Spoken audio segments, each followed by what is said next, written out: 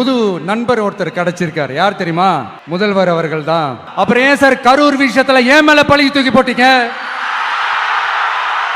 உங்களுக்கு மனசாட்சின்னு ஒண்ணு இருந்தா அப்படி பேசிருப்பீங்களா? இந்த 2026 இந்த தேர்தல்ல டிவிக்கு தில்லா நிக்கும். எங்க ஓட்டு எங்க உரிமை, எங்க ஓட்டு விசில் சின்னத்துக்கு தான். ஒரு சின்ன பையன், பச்சா பையன், அந்த பையன் இந்த பையன் அண்டர் எஸ்டிமேட் பண்றது, ஏளனமா பேசுறது, நச நச நச நசன் ஒரே பேச்சு. நான் இல்லைங்க, நான் இல்லை. ஒவ்வொரு கிராமத்துக்கும் நான் நேரடியா வந்து என்னுடைய சொந்தங்களாகிய உங்க எல்லாரையும் நான் சந்திக்கிறேன். ஒட்டுமொத்தமா எல்லாருமா சேர்ந்து இந்த விஜயை எதிர்க்கிறாங்க. அந்த காண்டு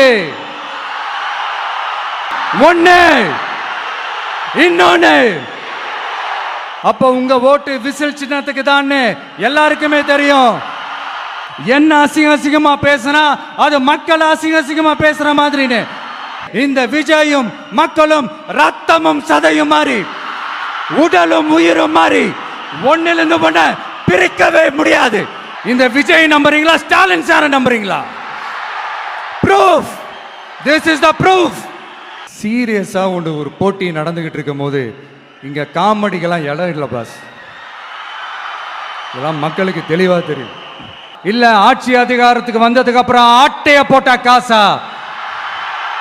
விசில் சின்னத்துக்கு நேரா இருக்கிற அந்த பட்டனை பச்சைக்கு பச்சைக்கு பச்சைக்குன்னு ஒரு அழுத்துங்க. முதல்வர் அவர்கள் அவங்க கூட இருக்கிறவங்க கிட்ட எல்லாம் சங்கடப்பட்டாராம்.